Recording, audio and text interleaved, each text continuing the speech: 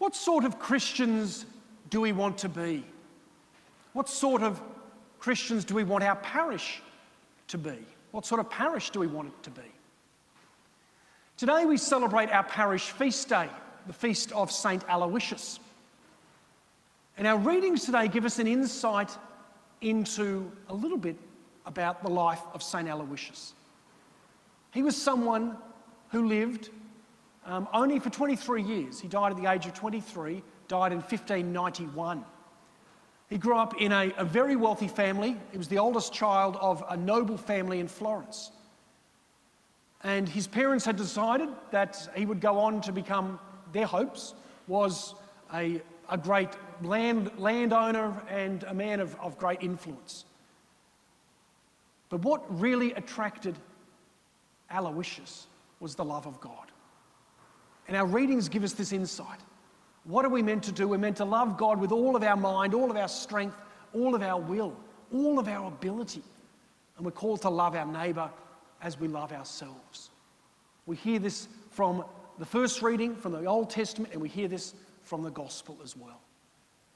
And this love guided and sort of energised Aloysius. As a young man, actually as a teenager, he wasn't attracted by all of the wealth that he saw in his family. He wasn't attracted by this power that his father had. He wasn't attracted by this freedom to just do whatever you want. And at the age of 13, he said, I don't want this. I don't want what my parents have. I want a way of goodness that actually cares about others, that sees the whole world as a place of love and not just looking after himself or his own family.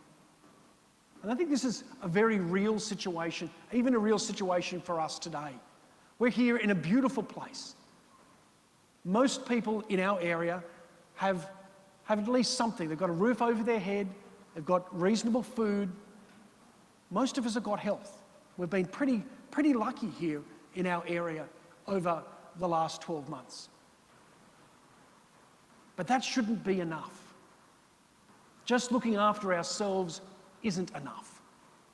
And being Christians, if we only just look after the individual, then we're actually not doing what God's asked us to do.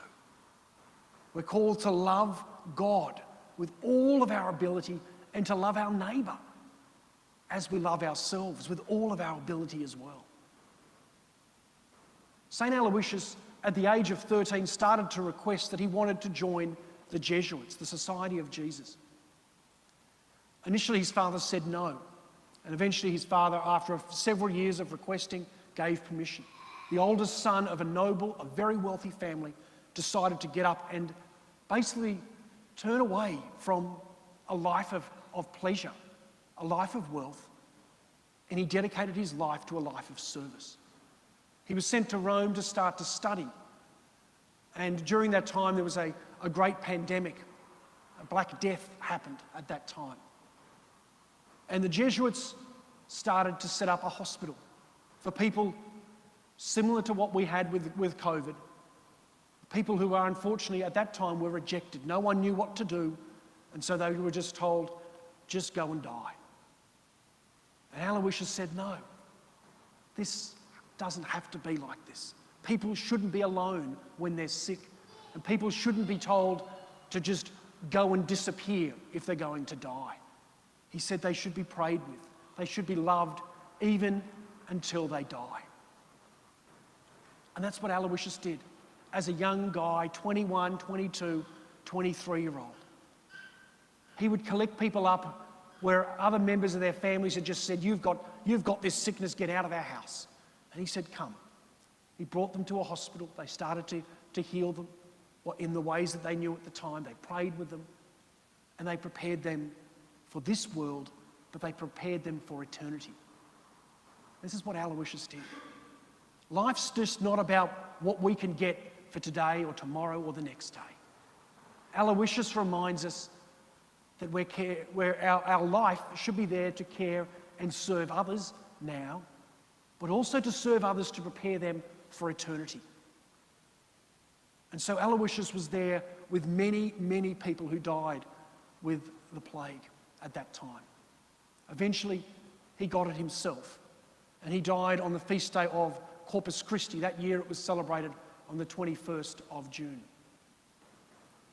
Aloysius was training to be a priest. He didn't get there. He died before he was ordained. But he's given us an insight into how we're called to radically love. Aloysius became the patron saint of youth, that teenagers, that young people can love in a radical way. And we're called to ask our young people to love in this radical way. There are some young people here around the church today, even young children. Even young children can love in a way like Jesus Christ loves. To say that it's not just what I want, me, me, me. What can we do to help bring that love of God and that true love for another that helps others to have eyes that don't just look to the very moment now, but look to eternity? This is what Aloysius did. He would look to the cross, he would pray with the Blessed Virgin Mary, and then he would go and care for the sick. He would give them dignity. He would build them up. In 1924, they named this parish the parish of St. Aloysius. There was a great debate happening in the church at the time, and in 1926, Aloysius was made the patron saint for young people. There was a campaign already happening prior to that. And this was a new area of Sydney when they named this parish St. Aloysius, thinking that this was going to be a place of youth. And it still is. It's very much a place of youth. And this parish should be a place where youth are encouraged to step up and not just focus on self, but to become instruments of service. So let's together be a parish that continues to encourage young people to be servants, like St. Aloysius. St. Aloysius was someone who did incredible outreach. And my hope for this community is that we will continue to be a community, as we have for almost 100 years, to be a community that reaches out, that helps to bring healing in our community, helps to bring hope in our community. And Aloysius was someone who loved opportunities for silent prayer. He would walk into churches and sit down or kneel down and just take it all in. And this is what we should do as well. I think it's beautiful that we have St. Aloysius as our patron. The patron for young people, the patron for pandemics, for healthcare workers, for those who do outreach, and also the patron for those who enter into contemplation. Let's be inspired by St. Aloysius for all of us to love God, to love our neighbour in a radical and a new way that goes beyond ourselves and helps to build up others to see God now, but also to have eyes for God in eternity.